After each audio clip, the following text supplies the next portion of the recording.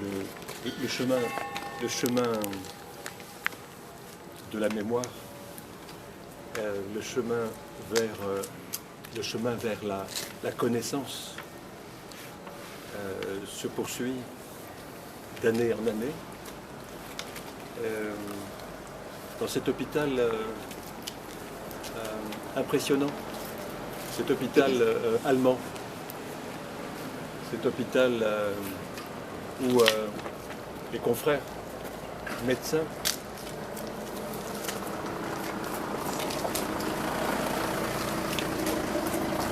ont chanté les louanges et la gloire de la médecine allemande au service de l'humanité. Au service de l'humanité occidentale, il faut préciser, occidentale, puisque les Allemands occupaient une partie de l'Afrique au XIXe siècle.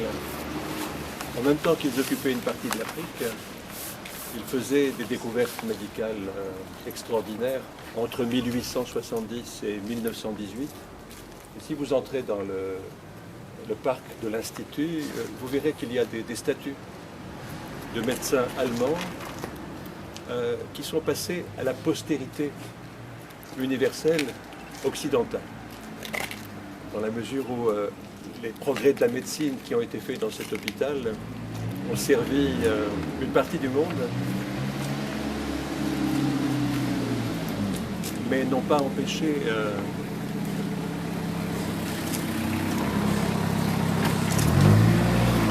à la fin du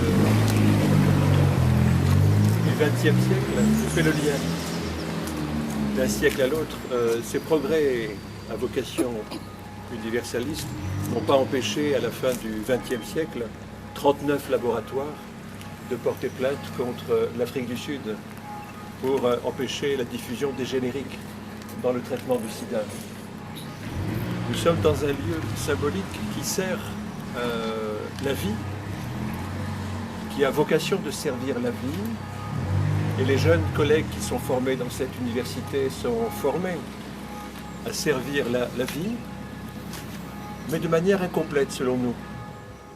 C'est-à-dire qu'on ne leur a jamais transmis, à ces jeunes qui passent tous les matins ici, on ne leur a jamais transmis l'histoire de l'Institut d'anatomie normale, ni l'histoire de René le Riche, qui est à 2 pas de là où nous sommes, le pavillon René le Riche, dans notre dos, qui est maintenant l'Institut dentaire. On n'a jamais transmis à ses futurs collègues, tant on est sûr de leur probité. On est tellement sûr en Occident que le médecin va servir le bien, on est tellement sûr en Occident que le médecin incarne l'éthique et la morale, qu'on ne prend pas soin de lui enseigner l'éthique et la morale à la faculté de médecine. C'est comme si nous étions les futurs soignants, c'est vraiment ma conviction, les prêtres d'une religion, du bien, que nous incarnons dès que nous entrons en 2e année de médecine. Mais rien, aucun mot, dans tout l'enseignement sur ce qui s'est passé à l'Institut d'anatomie normale, et rien sur la carrière de René le Riche, dont le portrait se trouve ici aussi. Il y a un portrait de le Riche dans cette salle. L'amphithéâtre de la Chire-As, c'est l'amphithéâtre René le Riche. Une salle de l'IRCAD ultramoderne du professeur Maresco est dénommée René le Riche. L'Institut d'anatomie a progressé. Les dentistes ont fait ce que les médecins n'ont jamais fait. Alors ils sont allés un petit peu trop loin selon nous. Ils ont supprimé le nom de René le Riche au fronton du nouvel institut. Nous souhaiterions qu'on remette ce nom. Ce n'est pas à nous d'effacer les traces de l'histoire. Ce n'est pas à nous de légiférer. Ce n'est pas aux hommes d'État, aux hommes politiques de légiférer. C'est aux historiens de se mettre d'accord au fil des années sur la connaissance. Et il n'y a pas meilleur historien que l'ennemi d'hier. Celui qui serait appelé à écrire l'histoire de France, ça serait, après Paxton, l'américain, ça serait l'allemand, ça serait l'anglais, ça serait l'espagnol ou l'italien, mais en aucune façon, ou en tout cas avec beaucoup de réserve, le français lui-même. Celui qui serait appelé à écrire l'histoire d'Israël, ce serait le palestinien. Celui qui serait appelé à écrire l'histoire de la Palestine, ce serait l'israélien, dans une vision universaliste et non pas nationaliste. Ce qui s'est passé ici, c'est à beaucoup d'égards l'incarnation que le corps médical est formé à prendre, à chaque fois que l'occasion lui en est donnée, est formé à prendre le parti du pouvoir et à accabler les plus fragiles. Ceux qu'on a appelés, et je me permets de les désigner, les Juifs d'aujourd'hui.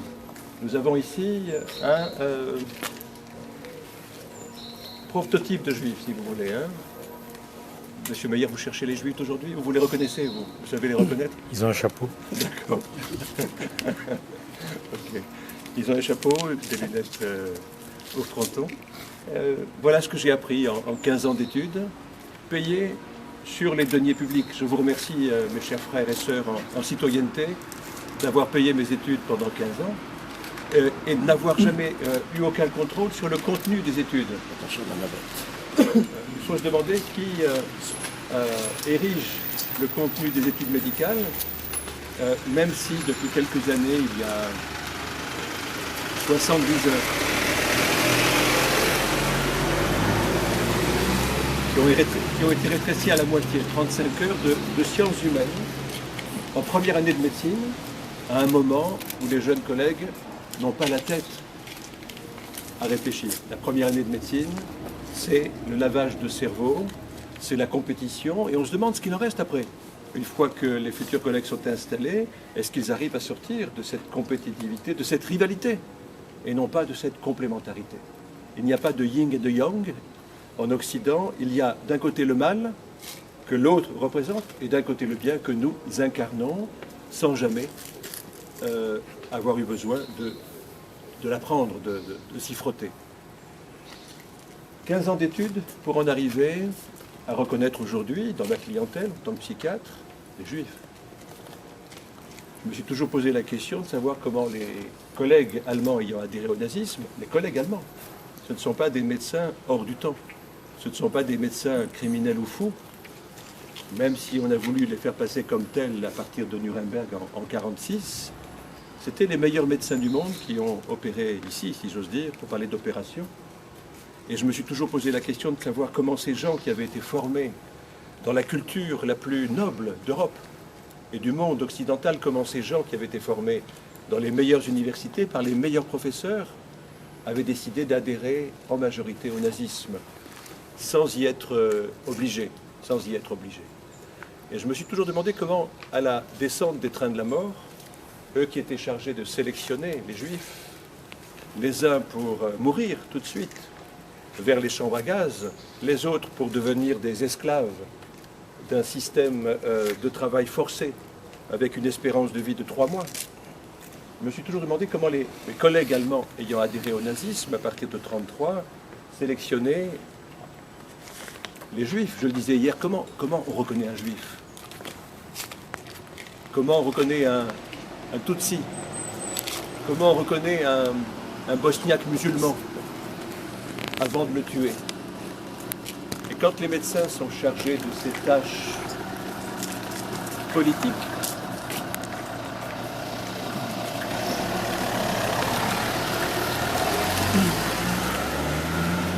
à la descente des trains de la mort, comment se représentait-il les personnes en face de lui, qui étaient supposées être des Juifs, puisqu'ils étaient dans les wagons plombés? Comment on qualifie un Juif en Europe au XXe siècle? C'est quelqu'un qui sort d'un wagon plombé. C'est une des définitions du Juif, pour moi, en dehors du chapeau, comme M. Meyer nous l'a suggéré tout à l'heure. Comment ce médecin qui décidait de la mort immédiatement ou de la survie comme esclave pendant 3 mois, comment voyait-il ces hommes et ces femmes et ces enfants qui sortaient des trains? Je vous pose la question. Pour ma part, j'ai répondu en partie. C'est une élaboration lente et progressive. Je pense qu'il voyait le Juif comme ça. Il voyait le Juif comme un lapin. Et l'illustration vient de l'expérience historique que Mengele a incarnée à Auschwitz. Il avait sélectionné 1500 jumeaux tziganes, soit 3000 personnes. Il avait concentré dans le camp d'extermination. Et ces 3000 personnes, il les appelait « mes petits lapins » avant de les tuer.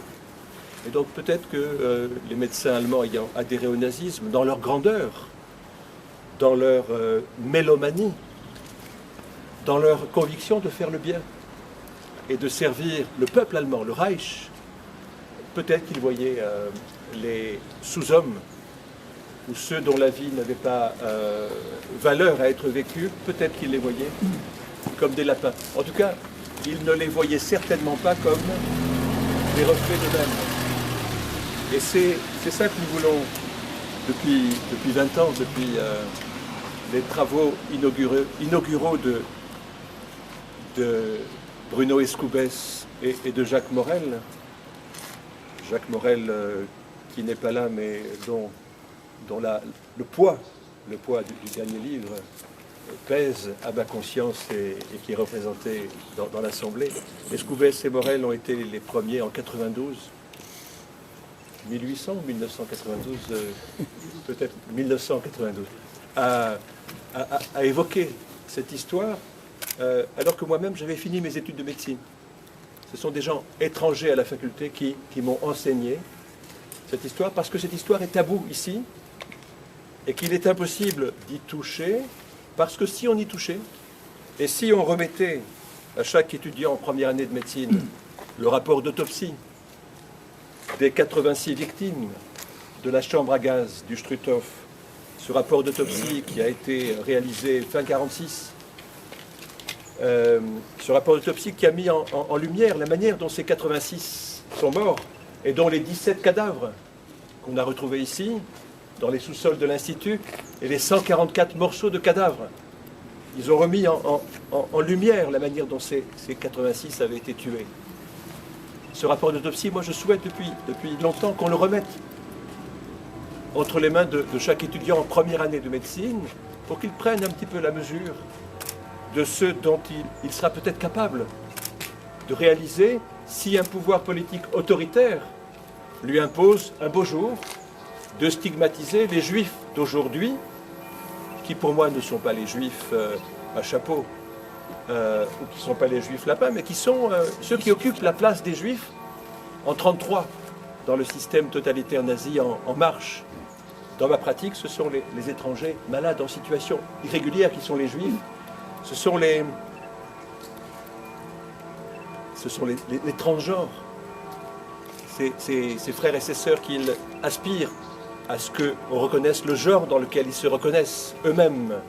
Ce sont les homosexuels, ce sont les gens qui portent des psychoses chroniques et qui sont marginalisés, ce sont les mères célibataires, ce sont les personnes qu'on appelle toxicomanes. Ces juifs, c'est-à-dire ces juifs d'aujourd'hui qui sont dans la position d'être à un moment ou à un autre stigmatisés pour, à l'étape suivante, si le système politique devenait plus autoritaire, être mis à mort. C'est la meilleure chose qui puisse arriver à un marginal, sur prescription médicale, à un moment où le système social politique deviendrait totalitaire. Et les menaces pèsent autour de nous. Voilà ce que je voulais vous rappeler en vous remerciant de votre présence, en remerciant, après Escoubès et Morel, le travail de Wexler, qui a fait le premier travail sur l'université nazie a été fait en 1991. Il a été très mal reçu par la fac de médecine. Le directeur de mémoire de cette thèse de Patrick Wexler en 1991 était le professeur Georges Schaff, qui, dans les années 2000, était un soutien avéré d'Alsace d'abord.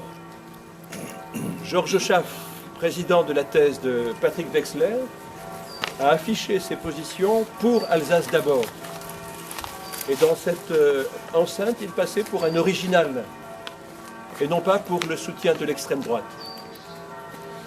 Si on dénonce les crimes des médecins allemands, on passe pour un fauteur de troubles et pour un renégat. Si on adhère au Front National ou Alsace d'abord, c'est une posture quasiment élégante.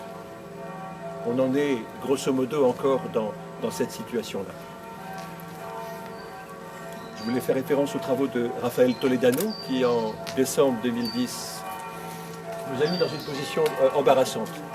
On pensait qu'on venait honorer ici la mémoire des Juifs, mais nous sommes obligés d'honorer la mémoire des Tziganes, nos frères Tziganes, dont le génocide Samudaripen a été mené selon des structures, des ressorts identiques à ceux qui ont exclu de l'humanité les 6 millions de nos frères juifs.